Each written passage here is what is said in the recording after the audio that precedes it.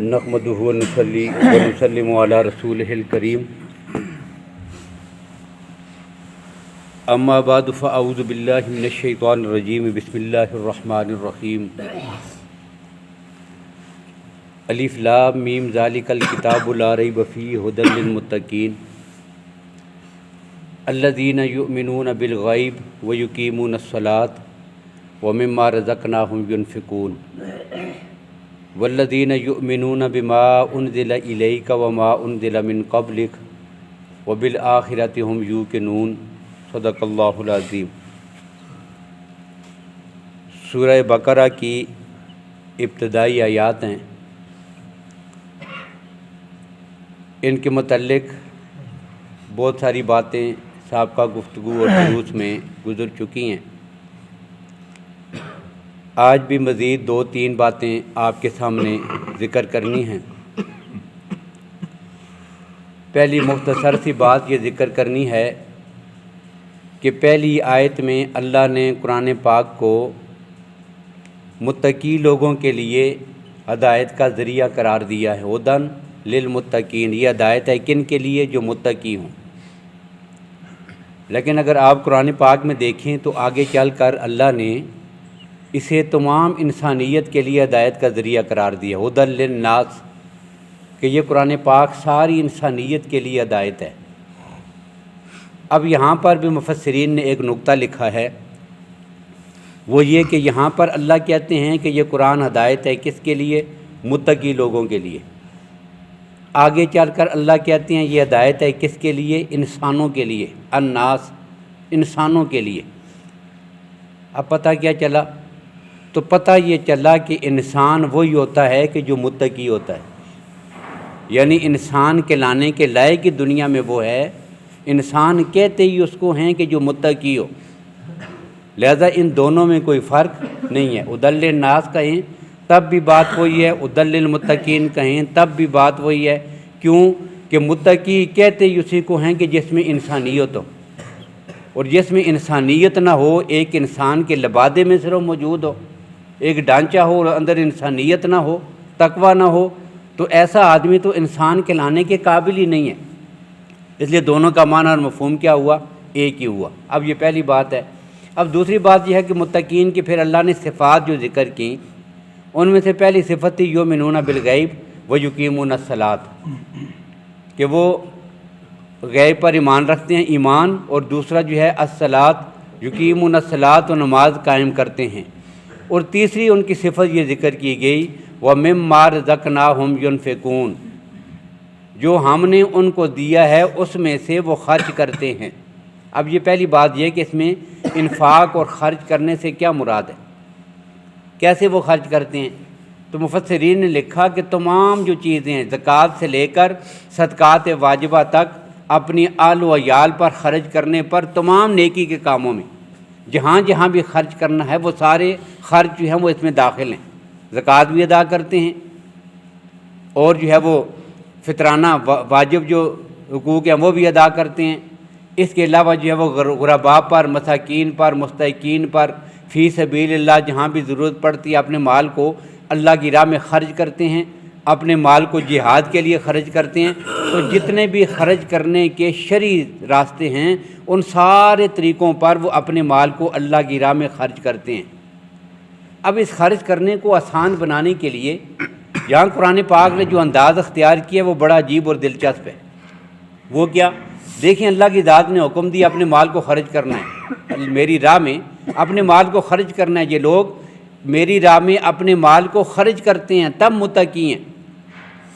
اب جو خرچ کرنے کا حکم تھا نا، یا ترغیب تھی یا صفت تھی، اب اس کو سادہ لفظوں میں بھی ذکر کیا جا سکتا تھا، لیکن قرآن پاک کی آپ جو ہے وہ عظمت اور اس کی جامعیت کا اندازہ کریں کہ پہلی بات تو اللہ نے جب مال خرچ کرنے کی بات کہی نا، تو خرچ کرنے کا حکم دینے کے ساتھ ساتھ ذہن میں ایک بات ڈالی ہے۔ بات کیا ڈالی؟ بات یہ ڈالی رزقناہم، کہ یہ تمہارا اپنا تھوڑا ہی ہے، یعنی پہلے یہ بتا دیا کہ جو کچھ بھی تمہارے پاس ہے۔ اب پہلی بات یہ بھی ہے کہ رزق کس کو کہتے ہیں یہ بھی میں ذکر کر دوں۔ تو رزق ہمارے ہاں، ہماری اپنی زبان میں یا اردو میں یا ہندکو میں ایک محدود معنی کے لیے استعمال ہوتا ہے، کھانے پینے کی چیز، روٹی کو ہم کہہ لیتے ہیں، جو کھانا کھاتے ہیں اسے ہم کیا کہتے ہیں؟ یہ رزق ہے۔ تو رزق اصل میں اللہ تعالیٰ کی تمام ظاہری باطنی جتنی نعمتیں ہیں نا، ان سب کے مجموعے کو رزق کہتے ہیں۔ اللہ نے جو ہمیں دولت دی ہوئی ہے یہ بھی رزق ہے، اللہ نے جو ہمیں مال دیا ہوا ہے یہ بھی رزق ہے، ہمارے پاس جو مکانات ہیں یہ بھی رزق ہے، اللہ کسی انسان کو جو اولاد عطا کرتے ہیں یہ بھی رزق ہے، اللہ کسی کو علم عطا کرتے ہیں یہ بھی رزق ہے۔ تو جتنی نعمتیں بھی اللہ اپنے بندے پر دیتے ہیں نا بندے کو، ان ساری نعمتوں کو رزق ہی کہتے ہیں عربی میں۔ تو مما رزقناہم کا ایک معنی تو یہ ہوا کہ جو ہم نے انہیں جو ہے وہ مال دیا اس کو بھی خرچ کرتے ہیں، جو علم دیا ہے اس کو بھی خرچ کرتے ہیں، جو نعمتیں دی ہیں ان ساری نعمتوں کو میرے راستے میں قربان کر دیتے ہیں اور لٹاتے ہیں۔ تو رزق اتنے وسیع معنی کے لیے استعمال ہوتا ہے، پہلی بات جی۔ اب دوسری میں یہ کہہ رہا تھا کہ جب اللہ نے آسان بنانا تھا نا کہ کیسے خرچ کریں، تو پہلی بات ذہن میں یہ ڈالی رزقناہم، کہ جی ہم نے ان کو دیا ہے، یہ ہمارے پاس جو کچھ بھی ہے یہ کس کا ہے؟ یہ رب العالمین کا۔ جب اللہ کہتے ہیں ہے ہی سارا کچھ میرا، اور ایک چیز ہو ہی کسی دوسرے کی اور وہ آدمی کہے کہ مجھے دے دو، تو اب دینے میں تردد تو نہیں ہونا چاہیے۔ وہ مشہور حدیث ہے نبی اکرم صلی اللہ علیہ وسلم کی کہ حضرت ابو طلحہ رضی اللہ تعالیٰ عنہ، ام سلیم رضی اللہ عنہ والی حدیث، ام سلیم رضی اللہ تعالیٰ عنہ ان کا بیٹا بیمار تھا اور گھر میں بیمار ہے، اور ان کے خاوند چلے گئے جی اپنے کام کاج کے لیے۔ اب شام تک جب واپس آئے تو بیٹے کی وفات ہو گئی تھی، دن کو پیچھے جو بیٹا بیمار تھا اس کا انتقال ہو گیا۔ اب بیوی سیدہ ام سلیم رضی اللہ تعالیٰ عنہ نے یہ سوچا کہ اگر واپس پہنچتے ہی اپنے والد خاوند کو بتا دوں گی کہ بیٹے کی وفات ہو گئی ہے، پریشانی میں اس دکھ اور غم میں پڑ جائیں گے، کھانا بھی نہیں کھائیں گے، دن کے بھوکے پیاسے ہیں، ابھی کھانا کھا لیں، نماز پڑھیں گے، آرام کریں گے، پھر آرام سے بتاؤں گی۔ اب اتنا حوصلہ ہے، اتنا صبر ہے کہ بیٹے کی جو ہے وہ میت ہے اس کے اوپر چادر ڈال دی، جس طرح ایک بیمار آدمی یا عام آدمی سویا ہوتا ہے۔ اب خامند واپس آئے، ابو طلحہ رضی اللہ تعالیٰ نے واپس آئے تو پوچھا ہاں بھائی سنا نا بیٹا کیسا ہے؟ تو انہوں نے کہا کہ وہ ٹھیک ہے، بہتر ہے۔ اب اسے یہ نہیں بتایا کہ انہیں وفات ہو گئی ہے، کیا ہوا، کھانا کھایا، نماز پڑھی، پھر اس کے بعد جب بیٹھے تو تب جو ہے وہ بڑے آرام اور سکون کے ساتھ ان سے یہ بات کہی کہ آپ سے ایک مسئلہ پوچھنا چاہتی ہوں کہ اگر اللہ کی ذات ایک آدمی اپنے پڑوسی سے کوئی چیز امانت لے کے آ جائے اور پھر وہ آدمی کہہ رہا ہو، پڑوسی اس کے کہہ رہے ہوں کہ مجھے واپس کرو، تو کیا اسے واپس کر دینی چاہیے؟ اب یہاں بھی قرآن پاک نے یہ صورت بنائی ہے، مما رزقناہم۔ دیکھو جو کچھ ہم تم سے لینے کی بات کر رہی ہیں تو دیا بھی تو ہم نے ہے، جب دیا ہم نے ہے تو واپس دینے میں تمہیں کیا تردد ہے؟ اس لیے سارا کچھ دیا ہوا کس کا ہے؟ رب العالمین کا ہے۔ جب اللہ نے سب کچھ دیا ہوا ہے تو وہی اللہ جب مانگ رہی ہیں، تو ام سلیم رضی اللہ عنہ نے اپنے خامد سے جب ان کا اللہ کی بندی جی کو پوچھنے کی بات ہے، جب آپ نے پڑوسوں سے یا اپنی سہیلی سے کوئی چیز لی ہوئی ہے، امانت لی ہوئی ہے، ادھار لی ہوئی ہے، تو اسے واپس کرو جب وہ کہہ رہی ہے۔ اب یہ مسئلہ ہے پوچھنے کا، تو انہوں نے کہا کہ یہ بیٹا پھر کس کی امانت تھی؟ یہ رب العالمین کی، جب اللہ نے لے لیا تو اس میں پریشانی کون سی بات ہے؟ یہ اسی کی امانت تو تھی۔ تو یہ ہمارے پاس یہ دولت، یہ مال، یہ عہدے، یہ منصب، یہ شہرت، یہ جان، یہ سب کچھ کس کا ہے؟ اللہ ہی کا ہے۔ جان دی ہوئی اسی کی تھی۔ حق تو یہ ہے کہ حق ادا نہ ہوا، کہ جب ہم اپنی جان بھی اللہ کی راہ میں قربان کریں نا تو کیا ہوا؟ اسی کی دی ہوئی تھی، اسی کے راستے میں لٹا دی، ہم نے کون سا کمال کر دکھایا؟ یہ کوئی حق تو ادا نہیں ہوا کہ ہم نے اپنی جان کا حق ادا کیا ہے، یہ تو اسی کی امانت تھی، واپس لے لی۔ تو اسی دیے ہوئے مال میں سے اللہ کہتے ہیں مما رزقناہم، ہم نے ان کو دیا ہے، پھر ہم مطالبہ کر رہے ہیں کہ اس کو خرچ کرو۔ اب ایک بات یہ کہی، اور دوسرا پھر آسانی پیدا کرنے نے کیا کہا؟ اللہ کہتے ہیں مما، یہ من جو ہے یہ تبعیضیہ ہے، کیا معنی ہے؟ کچھ اس میں سے، اور کچھ بھی کتنا کہ 2.5%، 100 میں سے 2.5 روپے مانگ رہا ہوں، سارے 100 پورے بھی نہیں مانگ رہا۔ اب ایک آدمی جو ہے وہ کسی کو 1000 روپیہ دے دے، یہ میری طرف سے آپ کے لیے، اب وہی مطالبہ کر رہا ہو کہ یہ 1000 روپیہ جو میں نے آپ کو دیا ہے نا، اس میں سے 25 روپے مجھے واپس کر دیں، کیا یہ مشکل ہے؟ بھائی 1000 دیا جو اس نے ہے، 1000 روپیہ اس نے دے دیا ہے، اس میں سے وہ آپ سے 25 روپے واپس لے رہا ہے، پھر تکلیف کس بات کی؟ پھر تو خوشی خوشی سے وہ 25 مانگے، آپ 50 نکال کے دے دیں کہ یہ لو بھائی آپ نے جو دیا ہے۔ وہ 25 روپے مانگ رہا ہے 1000 میں سے، آپ نے 100 روپیہ اس کو نکال کے دے دیا، یہ آپ ہی نے تو دیا تھا۔ تو یہاں یہ صورتحال ہونی چاہیے، اور صورتحال یہ ہو کہ آدمی فرض زکوٰۃ بھی ادا نہ کرے، 25% جو ہے 2.5% وہ بھی ادا نہ کر رہا ہو، تو اس سے بڑی بخیلی اور اس سے زیادہ کنجوسی وہ کائنات میں کیا ہوگی۔ یہ انداز قرآن پاک نے اختیار کیا، ایک رزقناہم اور دوسرا مما، ان دونوں چیزوں سے اللہ کی راہ میں خرچ کرنے کو آسان بنا دیا۔ اب یہ دوسری بات تھی۔ اب تیسری بات جو آپ کے سامنے ذکر کرنی ہے وہ یہ ہے کہ یہاں پر 3 چیزیں ذکر ہو گئی ہیں۔ ایک کیا؟ سب سے پہلی بات ہوئی یؤمنون بالغیب، متقین کی صفت پہلی کیا ہے؟ یؤمنون بالغیب، کہ وہ غیب پر ایمان ہے۔ یہ پہلی بات کیا ذکر ہوئی؟ ایمان ہے ان کے پاس۔ دوسری ان کی صفت کیا بیان ہوئی؟ کہ وہ نماز قائم کرتے ہیں۔ تیسری ان کی صفت بیان ہوئی اپنے مال کو، اپنے اللہ کے دی ہوئی ہر چیز کو اللہ کی راہ میں خرچ کرتے ہیں۔ یہ 3 چیزیں ذکر ہو گئیں۔ اب یہاں پر ان تینوں میں سے جو پہلی چیز ہے وہ ہے جی ایمان، اور ایمان ظاہر ہے ہر عمل کے لیے اصل، اساس اور بنیاد کیا ہے؟ ایمان ہے۔ اعمال صالحہ اس وقت اوپر بنیں گے کہ جب اصل بنیاد اور اساس کیا ہوگی؟ ایمان ہوگی۔ ایمان ایک آدمی کے پاس نہیں ہے تو جتنے اعمال وہ مرضی کرتا رہے، جو کچھ اللہ کی راہ میں خرچ کرے، جو مرضی کرے، ہر اچھائی اور خیر کرے، اس کا آخرت میں ہاں اللہ کے ہاں کوئی اجر و ثواب نہیں ہے۔ سارے اعمال کی اساس، بنیاد اور قبولیت کے لیے شرط اول کیا ہے؟ ایمان کا ہونا۔ تو پہلی بات تو ایمان کی ذکر کر دی، لیکن جب بات آئی ہے جی اعمال کی، تو اعمال میں آپ دیکھیں کہ صرف 2 ہی عمل تو نہیں ہیں کہ ہم نے اپنے مال کو خرچ کرنا ہے اور دوسرا جو ہے نماز پڑھنی ہے۔ اعمال اتنے ہیں کہ وہ کتنی بڑی ان کی ایک فہرست ہے کہ یہ بھی عمل نیک عمل ہے، یہ بھی نیک عمل ہے، یہ بھی نیک عمل ہے، یہ سارے نیک اعمال۔ تو یہاں پر صرف 2 ہی عمل پر اکتفا کیوں کیا ہے؟ یہ وجہ ہے۔ تو مفسرین نے یہ بات لکھی ہے کہ 2 ہی اعمال پہ اکتفا اس وجہ سے کیا گیا ہے کہ جتنے بھی اعمال ہیں ان کی اقسام 2 ہی ہیں، یا وہ عبادت جو ہے وہ بدنی عبادت ہوگی، یا وہ عبادت جو ہے وہ مالی عبادت ہوگی۔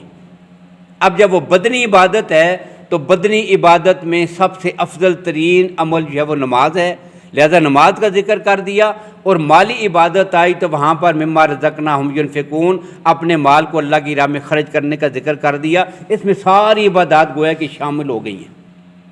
اب یہاں سے ایک بات اور بھی معلوم ہوئی، وہ یہ بات معلوم ہوئی کہ ایمان جس کو کہتے ہیں وہ اصل میں ان دونوں چیزوں کا مجموعہ ہے۔ ایمان جو ہے، اسلام جو ہے، یہ 2 چیزوں کا مجموعہ ہے۔ اسلام 2 چیزوں کا مجموعہ ہے۔ کون سی 2 چیزیں؟ ایک بندے کے پاس ایمان ہو، دوسرا اعمال صالحہ ہوں، یہ دونوں چیزیں بنے گی، ہمارے پاس آئیں گی تو نجات ہوگی۔ یہ دونوں چیزیں ضروری ہیں، اور دونوں کے مجموعے کو کیا کہتے ہیں؟ اسلام۔ دونوں کے مجموعے کو اسلام کہتے ہیں۔ اب ان میں سے جو ایک چیز ہے ایمان، وہ انسان کے دل کی کیفیت۔ اب ان میں فرق بھی واضح ہو جائے گا، ایمان میں اور اسلام میں کیا فرق ہے؟ یہ کیا دونوں ایک ہی چیزیں ہیں؟ تو اپنی اصل کے لحاظ سے، اپنے عمل کے لحاظ سے یہ دونوں چیزیں ایک ہی ہیں، لیکن اپنے محل کے لحاظ سے اور ظاہر اور تعریف کے لحاظ سے دونوں میں ایک فرق ہے۔ اب ایمان کیا ہے؟ ایمان اصل میں کہتے ہیں دل کی ایک کیفیت ہے، رب العالمین کے سارے احکامات کو دل سے تسلیم کرنا، یہ دل کی کیفیت کا نام ہے۔ لیکن ہمیں کیا پتا کہ کسی کے دل میں کیا ہے؟ بھائی دل کی جو کیفیت ہے اس کو جاننے والی ذات تو صرف رب العالمین کی ہے۔ اب کیسے پتہ چلے گا کہ اس کے دل کے اندر ایمان ہے؟ تو قرآن پاک نے سورہ آخری پارے میں، سورہ عصر میں، والعصر ان الانسان لفی خسر، اس صورت میں اللہ نے اسی چیز کا تذکرہ جو ہے وہ وہاں پہ کر دیا ہے۔ کیا؟ الا الذین آمنوا، جو ایمان لائے، وعملوا الصالحات۔ نجات کے لیے پہلی شرط کیا؟ ایمان، اور دوسری اعمال صالحہ۔ کیوں؟ ایمان دل کی کیفیت کا نام ہے، اور ایمان ہے یا نہیں اس کی دلیل آپ کے عمل ظاہر کریں گے، اعمال بتائیں گے کہ یہ بندہ مومن ہے کہ نہیں۔ ایک آدمی عمل نہیں کرتا اور کہتا ہے کہ میں مومن ہوں، تو اس کے پاس تو کوئی دلیل نہیں ہے اس کے مومن ہونے کی۔ مومن ہونے کی علامت اور نشانی کیا ہے؟ اعمال صالحہ۔ تو اب جو ہے یہ دونوں چیزوں کا جب مجموعہ ہوگا تو اس کو کیا کہتے ہیں؟ اسلام۔ تو اصل میں ایمان جو ہے وہ دل کی کیفیت اور تصدیق کا نام ہے، اس کے ساتھ اعمال بھی ہوں گے۔ اور اسلام کیا ہے؟ اسلام اس کی اطاعت اور جان نثاری اور فرما برداری کا نام ہے۔ اب انہیں فرق پھر کیا ہو گیا؟ تو فرق یہ ہوا کہ بس ان کے دونوں، یہ مسافت دونوں کی ایک ہی ہے، اسلام کی اور ایمان کی، دونوں کی مسافت ایک ہی ہے، انسان کا یہ وجود۔ لیکن سفر جو ہے، ایمان کا سفر شروع ہوتا ہے دل سے، اور منزل اس کی کہاں ہے؟ انسان کی اعضاء اور جوارح، ہاتھ پاؤں جسم، ان سے انسان جب عبادت کرتا ہے، اپنے مال کو خرچ کرتا ہے، نماز پڑھتا ہے، حج کرتا ہے، جہاد کرتا ہے، یہ سارے اعمال ہیں۔ جب اعمال ظاہر ہوتے ہیں تو دل والی جو کیفیت ہے اس کا پتہ چل جاتا ہے کہ یہ بندہ مومن ہے۔ تو ایمان شروع ہوتا ہے دل سے، آگے ختم ہوتا ہے اعمال پر، اور اسلام شروع ہوتا ہے اعضاء سے اور جا کے ختم ہوتا ہے انسان کے دل پر۔ یعنی مسافت دونوں کی ایک ہی ہے، لیکن ایک کا سفر باہر سے اندر کی طرف جاتا ہے، ایمان کا سفر اندر سے باہر کی طرف آتا ہے۔ گویا کہ ایمان اس بیج کا نام ہے کہ جب وہ انسان کے وجود میں بو دیا جائے، اس کے ثمرات انسان کے اعضاء پر باہر بھی ظاہر ہونے لگتے ہیں۔ تو اس کیفیت کا نام کیا ہوتا ہے؟ ایمان۔ تو یہ دونوں چیزیں یہاں پر ایک ساتھ اکٹھی، اس کے تعریف بھی سامنے آ گئی۔ الذین یؤمنون بالغیب ویقیمون الصلاۃ ومما رزقناہم ینفقون۔ میرے مال کو، دیے ہوئے مال کو، اس چیزوں کو میری راہ میں جو وہ خرچ کرتے ہیں۔ اب اس کے بعد اگلی جو صفت ان کی ایک ذکر کی گئی ہے، والذین یؤمنون بما انزل الیک وما انزل من قبلک وبالآخرۃ ھم یوقنون۔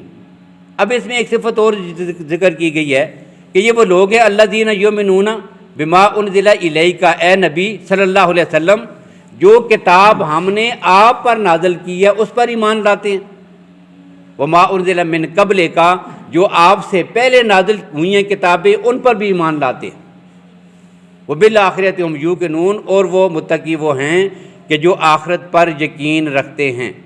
اب یہاں پر دو چیزیں ہیں، ایک سابقہ آسمانی کتابیں اور دوسرا جو ہے وہ نبی اکرم صلی اللہ علیہ وسلم پر نازل ہونے والی آخری کتاب قرآن مجید۔ اب یہاں پر ایک بات ذکر کر کے بات ختم کرتا ہوں، باقی تشریح انشاءاللہ آئندہ۔ وہ بات کیا ہے؟ حضرت عبداللہ بن مسعود رضی اللہ تعالیٰ عنہ اور حضرت عبداللہ بن عباس رضی اللہ تعالیٰ عنہ، ان دونوں صحابہ کرام کی ایک روایت ہے۔ وہ یہ فرماتے ہیں کہ یہاں پر یہ دو چیزیں الگ الگ کیوں ذکر کی ہیں؟ قرآن پاک پر ایمان اس لیے کہ ایمان والوں کے لیے، ہمارے لیے ضروری کیا ہے؟ قرآن پاک پر ایمان لاتے ہیں، یہ ہماری آخری کتاب ہے، جب آ گئی ہے اس پر ایمان لے آئے تو ساری باتوں پہ ایمان ہو گیا ہے۔ یاد رکھیے، یہ قرآن ہی تو ہمیں بتاتا ہے سابقہ نبیوں کو ماننا، یہ قرآن ہی ہمیں بتاتا ہے سابقہ آسمانی کتابیں برحق تھیں ان پہ ایمان رکھنا ہے۔ اس میں انہوں نے بعد میں تعریف کر دی، وہ اصلی حالت میں موجود نہیں ہیں۔ ان کو اللہ کی کتاب ہونا، ان نبیوں پہ نازل ہونا، ان کی صداقت کا اقرار کرنا، یہ ہمارے ایمان میں شامل ہے اور قرآن پاک نے بتا دی ہے۔ پھر دونوں کا ذکر کیوں ہوا؟ تو یہ دونوں صحابی رضی اللہ تعالیٰ عنہ فرماتے ہیں کہ اصل میں جن کے پر یہ آیات نازل ہوئی تھیں، جس ماحول میں جو اول مخاطب تھے ان آیات قرآنی کے، وہ یہ دو قسم کے طبقات تھے۔ مکہ میں جب اللہ کے نبی صلی اللہ علیہ وسلم نے اسلام کی دعوت کا آغاز کیا یا مدینہ طیبہ میں تشریف لائے، تو ایمان لانے والے دو قسم کے لوگ ہیں۔ ایک پہلے سے جو مشرک اور کافر ہیں، انہوں نے کلمہ پڑھا اور حضور صلی اللہ علیہ وسلم کی صحبت میں آگے۔ اب اللہ نے ایک جملے میں ان کی صفت ذکر کی، یؤمنون بما انزل الیک، میرے نبی جو قرآن آپ پہ نازل ہوا نا، اب یہ اس پر ایمان رکھتے ہیں۔ لیکن کچھ اس موقع پہ ایسے لوگ آئے تھے کہ جو پہلے سابقہ آسمانی کتابوں کو ماننے والے تھے، یعنی اہل کتاب میں سے آئے تھے، یہودی تھے یا وہ نصرانی تھے، انہوں نے کلمہ پڑھا اور صحابہ کرام کی جماعت میں شامل ہو گئے۔ اب اللہ کہتے ہیں وما انزل من قبلک، جو کتابیں پہلے نازل ہوئیں ان پر بھی یہ ایمان رکھنے والے۔ اور حدیث میں ہے اللہ کے نبی صلی اللہ علیہ وسلم نے فرمایا کہ یہ جو لوگ ہیں کہ جنہوں نے اپنے دور میں مجھ سے پہلے سابقہ آسمانی کتابوں کو تسلیم کیا ہے، جب میں آیا تو کلمہ پڑھ کے مسلمان ہو گئے ہیں، اللہ نے ان صحابہ کے لیے 2 اجر رکھا ہوا۔ اب یہاں پر اس وجہ سے دونوں کا ذکر کیا کر دیا؟ الگ الگ کر دیا۔ اب یہاں سے یہ بات بھی معلوم ہوئی کہ یہ قرآنی آیات میں یہ جو القاب ہیں یہ کس کے لیے نازل ہوئے ہیں؟ ان لوگوں کے لیے کہ جو حضور صلی اللہ علیہ وسلم کے سامنے بیٹھے ہوئے تھے۔ قرآن پاک کے اول مخاطبین کون ہیں؟ پیغمبر کے صحابہ۔ اس روایت سے بھی معلوم ہو گیا کہ خود حضرت عبداللہ بن مسعود، ابن عباس رضی اللہ تعالیٰ عنہ فرما رہی ہیں کہ اللہ کے نبی صلی اللہ علیہ وسلم نے فرمایا یہ دونوں قسم کی جو قومیں میرے سامنے آگے کلمہ پڑھ کے مسلمان ہوئی ہیں اور صحابہ کرام بنی ہیں، یہ صفات ان کی ہیں۔ تو پتہ چلا کہ پورے قرآن پاک میں جن کو متقین کہا گیا وہ کون ہیں؟ وہ صحابہ ہیں۔ جن کو یؤمنون بالغیب کہا گیا وہ کون ہیں؟ وہ صحابہ ہیں۔ یقیمون الصلاۃ قرآن جن کو کہتا ہے وہ کون ہیں؟ وہ صحابہ ہیں۔ والذین یؤمنون بما انزل الیک وما انزل من قبلک جن کو کہا گیا وہ کون ہیں؟ وہ صحابہ ہیں۔ اولئک علی ھدی من ربہم جن کو کہا گیا وہ کون ہیں؟ اور قرآن پاک نے جن کو اولئک ھم المفلحون کہا وہ کون ہیں؟ یہ صحابہ ہیں۔ تو قرآن پاک میں یہ جتنی خوبیاں اور صفات بیان ہوئی ہیں ان سب کا مصداق کون ہیں؟ پیغمبر کے صحابہ۔ اس وجہ سے کہ قرآن پاک کے اول مخاطب ہی پیغمبر کی جماعت اور آپ کے صحابہ کرام ہیں۔ تو یہ پہلی جو آیات آئی ہیں 5 آیات، اس میں انہی ایمان والے متقی صالحین اور مومنین کا ذکر ہے، جس کی کچھ تفصیل انشاءاللہ آئندہ آئے گی۔ پھر اس کے بعد اللہ نے دوسرے طبقے کا ذکر کیا ہے، اور ظاہر ہے کہ یہ جو آیات ہیں یہ اصل میں ہمارے سوال کا جواب ہے۔ اہدنا الصراط المستقیم کا یہ جواب ہے۔ جواب میں ہم نے کیا، سوال میں ہم نے کیا کہا تھا؟ صراط الذین انعمت علیہم۔ تو اللہ نے فوری طور پر 5 آیات میں انعمت علیہم کا ذکر کر دیا۔ ان 5 آیات کے بعد اگلی جو 15 آیات آ رہی ہیں نا، ان 15 آیات میں غیر المغضوب علیہم ولا الضالین ان کا ذکر آئے گا۔ تو یہ تفصیل انشاءاللہ آئندہ آئے گی۔ اللہ تعالی ہمیں قرآن و سنت کو سمجھنے کی اور اس پہ عمل پیرا ہونے کی توفیق نصیب فرمائے۔